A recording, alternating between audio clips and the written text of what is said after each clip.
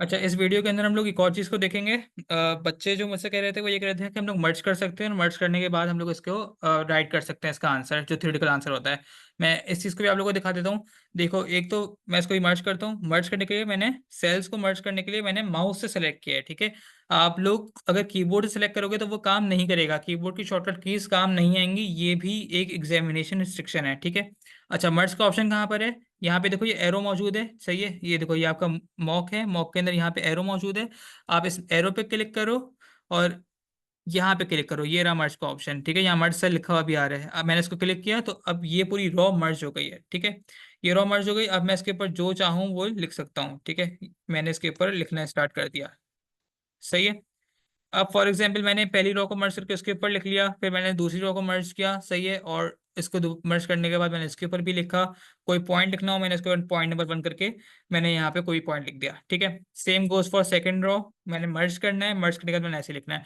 अच्छा, एक बात अगेन ध्यान में रखो, मैं अगर शिफ्ट प्रेस करके एरो की प्रेस करके मर्ज करने की कोशिश करूंगा तो ये ऑप्शन इनेबल ही नहीं होगा, डिसेबल रहेगा, क्योंकि मैंने आपको बताया कीबोर्ड की से आपकी कीबोर्ड के शॉर्टकट कीज वहाँ काम नहीं करेंगी। आपको सिर्फ और सिर्फ अपने माउस की मदद से डाटा रेंज को सेलेक्ट करना पड़ेगा और मर्ज वगैरह करना पड़ेगा, सही है। अच्छा, मैंने मर्ज करके आंसर वगैरह लिखा। कुछ टेबल बनाना था तो मैंने टेबल बना दिया। यहाँ पे मैं ये भी दिखा देता हूँ, देखो मैंने टेबल बनाया, सही है। मैंने इसके बॉर्डर्स बना दिए, बॉर्डर बनाए मैंने इसके, और अपने हिसाब से थोड़ी सी अलाइनमेंट कर ली ताकि मेरा आंसर एक अच्छे उसके अंदर फॉर्मेटिंग में पेश हो जाए, ठीक है।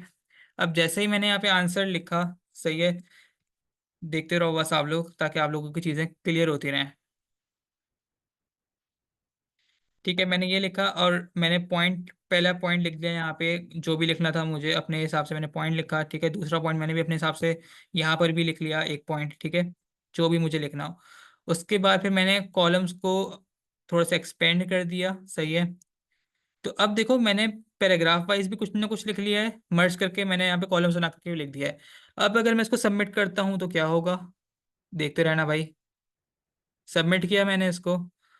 सबमिट करने के बाद जितनी भी मैंने फॉर्मेटिंग की थी, चाहे वो टेबल्स की सूरत में थी, चाहे वो मर्ज करने की सूरत में थी, वो सब की सब खत्म हो जाती है।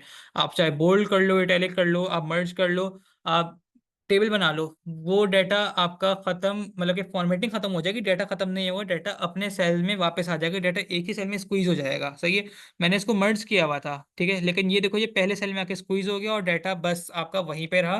डाटा गायब नहीं होता, डाटा सबमिट हो जाता है आपका, लेकिन पहले सेल में होता है, सही है। फॉर्मेटिंग करोगे, टेबल्स की जो बॉर्डर्स थी वो गायब हो जाएंगी, लेकिन डेटा अपनी जगह पे मौजूद रहेगा। मैंने इसके कॉलम को एक्सपेंड किया था, आपको याद होगा, लेकिन वो कॉलम की एक्सपेंशन खत्म हो गई, लेकिन डेटा अपनी जगह पे मौजूद है। तो करना क्या है, करना सिंपली ये है कि आपने अपने हिसाब से कॉलम को एक्सपेंड करके आप थ्योरेटिकल क्वेश्चन को आंसर कर दो, सबमिट कर दो। ये भले अनमर्ज हो, भले ये इसकी फॉर्मेटिंग खत्म हो जाए, लेकिन आपका डाटा अपनी जगह पे मौजूद रहेगा, उसका आप घबराना नहीं है आपको। और बस आपको इस तरह से करके आ जाना है एग्जाम, ठीक है ना। वो एग्जामिनेशन सॉफ्टवेयर की रिस्ट्रिक्शन है जो आप लोगों को फेस करनी पड़ रही है। आप लोग इसमें कोई गलती नहीं है। आप लोग अपने हिसाब से थ्योरेटिकल क्वेश्चन का आंसर करो, डिस्क्रिप्टिव लिखो, और दैट्स इट, ठीक है। और कोई मसला हो तो फिर पूछ लेना, उससे क्वेरी का आंसर कर देंगे।